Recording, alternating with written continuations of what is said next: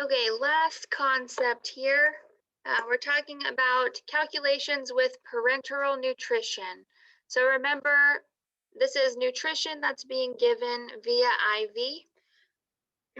So here we have traditional 2-in-1 parenteral nutrition includes 2 essential macronutrients. So dextrose, which is a type of sugar, and amino acids, which are the building blocks of protein, along with electrolytes, vitamins, other elements, and water. So basic nutrition to help individuals in the hospital or long-term care that maybe not be able to eat by mouth or are needing additional nutrition. So parenteral nutrition can be administered via either central or main veins or peripheral lines. So anything that's administered peripherally is considered a PPN or peripheral parenteral nutrition, and it must be in a lower concentration than if we were doing a TPN, which is a total parenteral nutrition, which would be given through a central line or a central vein in the body. So when we're talking about calculations for TPNs and PPNs, some cases we may have to determine how much base solution we need for an IV, and or the amount of additives that need to be added to the bag as well. So these types of problems, they're honestly pretty simple, but they are pretty time consuming. And that's just because we usually put a lot of different additives into a TPN. So let's take a look at the example I have on the worksheet here. Number 12.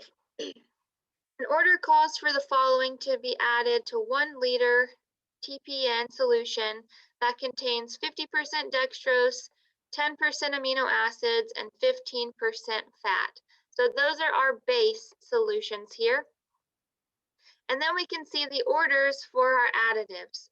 So they want 50 milliequivalents of sodium chloride, 25 milliequivalents of potassium acetate, 10 milliequivalents of potassium chloride, 5.2 milliequivalents of calcium gluconate, and 33 units of regular insulin. So this is what they're ordering on the left side. On the right side is what we have available in stock. So number A, or letter A, says calculate the amount of each additive needed. Okay, so let's start with the sodium chloride.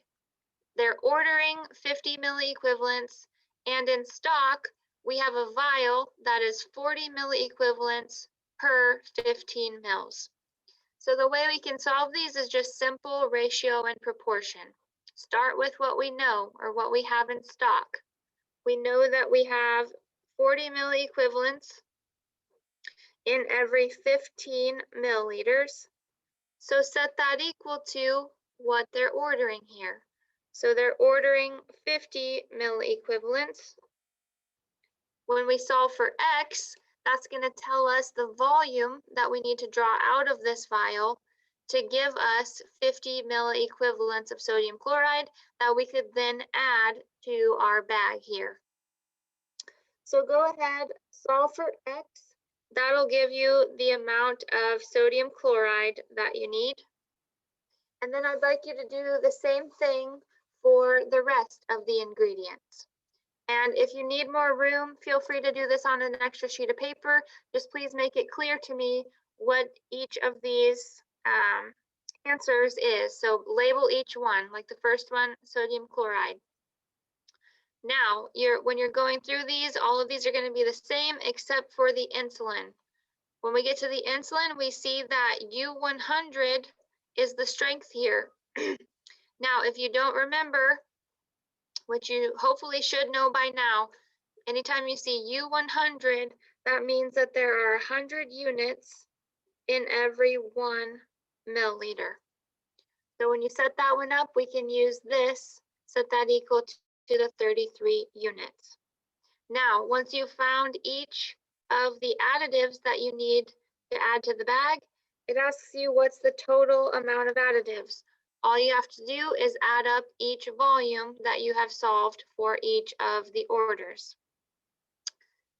Now on C, if the TPN is hung at 1500, you're going to have to figure out what time that is in standard time. And it's to run at 40 milliliters per hour. When will the next bag be due? So here, we know the starting time, we know the rate. We're trying to find the time that the next bag will be due. So the way to solve for this is to figure out how much time will the bag take to run. And for this problem, you're going to need to know the total volume of the bag. So remember, we're starting with a 1 liter bag that has these bases in it, but then we're going to add all of these volumes to that. So your total volume is going to be this 1 liter plus whatever you get here for your total amount of additives. So use that total volume to then find out how long the bag will last, which you can use the rate to help you solve for that.